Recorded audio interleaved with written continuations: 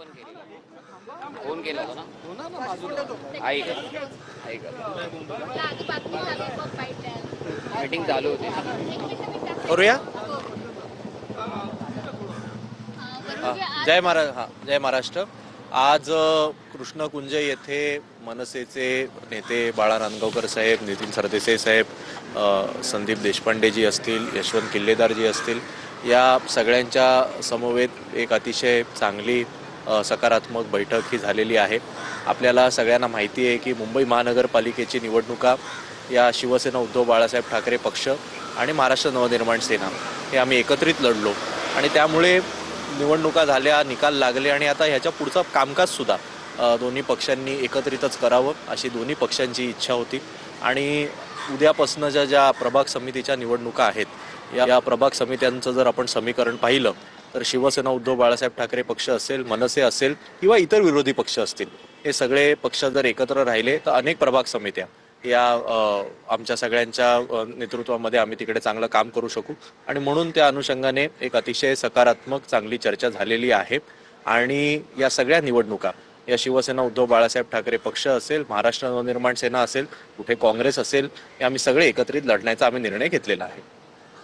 एक प्रभाग समिती होती, त्यामध्ये जर मनसेची भूमिका म्हणजे अशी शक्यता होती की मनसे तटस्थ अशी भूमिका घेईल, त्यामुळे फटका बसायची शक्यता होती. तर त्या संदर्भात ते बोललंच नाही, तटस्थचा विषय हा मला तरी माहिती नव्हतं, पण शेवटी आम्ही निवडणुका एकत्र लढलो आणि त्यामुळे आता एखाद्या प्रभाग समितीची काय परिस्थिती होती यावर जास्त चर्चा करण्यापेक्षा संपूर्ण मुंबईभरातच ठाकरे बंधूंवर जे काही प्रचंड प्रेम मुंबईकरांनी दाखवलं, भले आम्हाला पाहिजे तसे निकाल लागले नसतील तरी जर तुम्ही मतं पाहिली तर संपूर्ण मुंबईत खूप मोठी प्रमाणात लोकांनी प्रेम हे ठाकरे बंधूंवर दाखवलेलं आहे. त्यामुळे ही एकजूट ही पुढे देखील अशीच राहावी. चांगला विरोधी पक्ष म्हणून जर शिवसेना, मनसे आम्ही जर सगळे एकत्र काम केलं तर सत्ताधाऱ्यांवर वचक ठेवता येईल. आणि त्यामुळे केवळ एका प्रभाग समितीची समीकरणं न पाहता संपूर्ण मुंबईतच हे दोन्ही पक्षांनी एकत्रित काम करण्याचा जो काही निर्धार आहे तो आम्ही आज पुढे घेऊन जाण्याचं ठरवलेला आहे.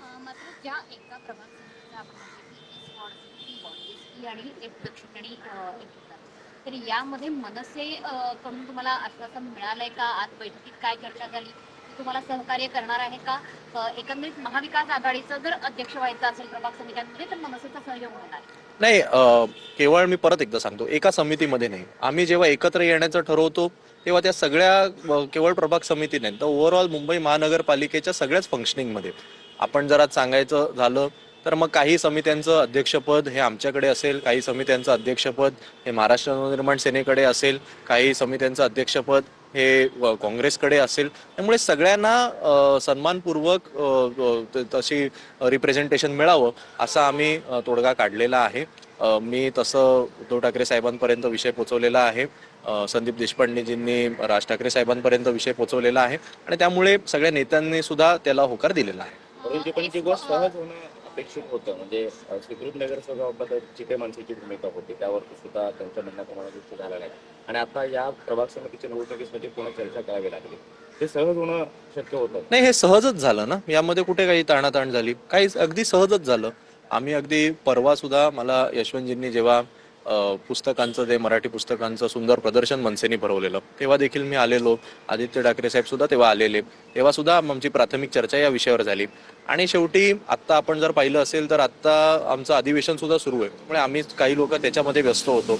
काल दिवसभरात माझं 2-3 वेळा संदीपजींसोबत बोलणं झालं, 2-3 वेळा यशवंतजींसोबत बोलणं झालं. आज 6 वाजेपर्यंतची वेळ होती. त्यांनी सांगितलं की आज आपण एकदा भेटू आणि यावर चर्चा करू आणि मार्ग काढू. ते सगळे एकत्र इकडे होते, त्यांचा फोन आला, तू इकडे आलास तर बरं होईल, म्हणून मी आलो आणि आमची अगदी छान चर्चा झाली आणि आता मार्ग निघालेला आहे. स्वीकृत नगरसेवक पदाचं काय? कारण मनसेची अनेक मागणी होती की एक स्वीकृत नगरसेवक पद मिळायला हवं. त्यावेळी मनसेचा विचार करण्यात आला. त्यावेळी मला असं वाटतं की आम्ही जेव्हा कधी चर्चा करतो त्यावेळी अनेक गोष्टींवर चर्चा करत असतो. चर्चा करता प्रत्येक मिनिट बाय मिनिट गोष्ट ही मीडियामध्ये सांगणं योग्य नसतं. काही गोष्टी या बैठकीतल्या असतात आणि जोपर्यंत दोन पक्ष नेतृत्व किंवा पक्षाचे नेते यांचं जर एकमत होत असेल तर त्यावर मीडियाने पण फार काळजी करण्याची गरज नाही असं मला वाटतं. नॉर्थ आणि साऊथचा जो विषय आहे तिथे सपाचा एक नगरसेवक आहे. सपाशी काही बोलणं झालंय का? कारण जर सपा महाविकास आघाडीसोबत आली नाही तर कदाचित 50-50 टाकू शकते, त्याचे बरोबरीचा सामना होऊ शकतो. मी म्हणालो ना की सगळ्याच गोष्टी काही मीडियासमोर बोलण्याच्या गरजेच्या नसतात. शेवटी राजकारणाचा काही भाग असतो, काही चर्चेचा भाग असतो, त्याच्यातनं मार्ग निघेल. धन्यवाद. तर राज ठाकरेंनी नंतर एकनाथ शिंदेची भेट घेतली, त्यानंतर कुठेतरी ठाकरे गटात नाराज होते अशा चर्चा सुद्धा रंगल्या. नाही मला त्याचा मला impact झाला का? नाही मला त्याबद्दल काही वाटत नाही. आणि मी तुम्हाला एक सांगतो की केवळ शिवसेना आणि मनसे नाही, आमची कुठल्याही पक्षासोबत जरी युती असतील तरी निवडणुकीच्या निकालानंतरच्या ज्या प्रभाग समितींचं वाटप असतं त्याकरता बैठका तर घ्याव्याच लागतात ना. आम्ही अजूनही आता राज्यसभेची निवडणूक आहे. काल राज्यसभेच्या निवडणुकीकरता जयंत पाटील साहेब, सुप्रियाताई मातोश्रीवर आलेल्या. आज हर्षवर्धन सकपाळ साहेब हे विधिमंडळात आलेत. तिन्ही पक्षांचे नेते एकमेकांशी बोलत आहेत.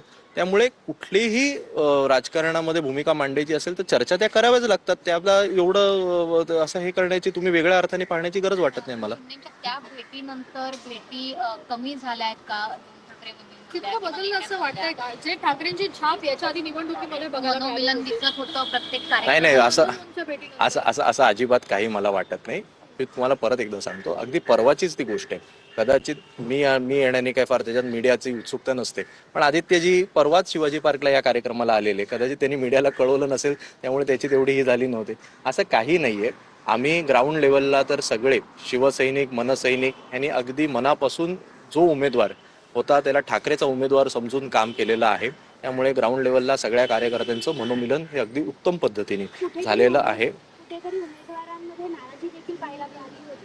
मनसेसाठी बऱ्याच ठिकाणी अपक्ष उभे राहिलेले फॉर्म मागे घेतला नाही किंवा मदत झाली नाही, अशा पद्धतीचं देखील एक चर्चा रंगलेली पाहायला मिळाली होती मनसेच्या गोटातनं. तर कितपत याला तुम्ही नाही, मी तुम्हाला माहिती करता मी फक्त सांगतो की मी शिवसेनेचा आमदार आहे. त्यामुळे त्या मनसेच्या गोठ्यातल्या बातमीबद्दल मी काही प्रतिक्रिया देणं योग्य राहणार नाही. मला वाटतं संदीपजी असतील, यशवंतजी असतील, ते त्याबद्दल तुम्हाला सांगतील. संदीपजी किंवा यशवंतजी कोण बोलतो? संदीपजी बोलतो.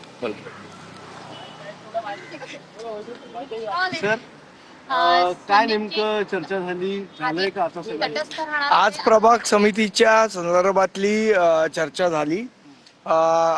प्रभाग समितीचं कशा पद्धतीने अध्यक्षपद कोणी कुठल्या वर्षी घ्यायचं, काय घ्यायचं याच्या संदर्भातली विस्तृत चर्चा झाली आणि त्याच्यामध्ये आमचं सगळ्यांचं एकमत झालं आणि एकमताने आम्ही तो निर्णय घेतलेला आहे. ही नाराजी होती दरम्यानच्या काळामध्ये की शिवसेनेकडून योग्य तो पाठिंबा मिळाला नाही. उमेदवार काही अगदी थोडी मतानं जी आहेत मी तुम्हाला सांगितलं तसं की पक्षा अंतर्गतल्या बैठकीमध्ये पक्षा अंतर्गत विषय होतात. हे सगळे काही माध्यमांसमोर बोलता येणार की विषय नसतात. ती कटुता आहे की पण कटुता आधी संपली आताच्या बैठकीत? तटस्थता घेतली होती की निवडणुकीमध्ये तुम्ही तटस्थ राहणार प्रभाग समित्यांच्या. आता भूमिका बदलली आहे का?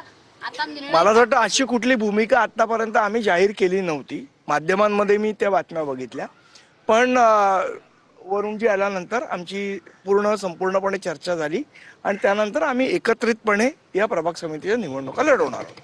निवडणुका लढवताना मनसेला काय मिळणार आहे? प्रभाग समितीचं अध्यक्षपद काय? त्या संदर्भातली सगळी चर्चा झालेली आहे आणि ते तुम्हाला समित्यांमध्ये काही वाटाघाटी निश्चितपणे झाल्या आणि त्याप्रमाणे आमचं फायनल चर्चा झाली आणि ती काय झाली आहे ती उद्यापर्यंत कळेल तुम्हाला. ठीक आहे, थँक्यू.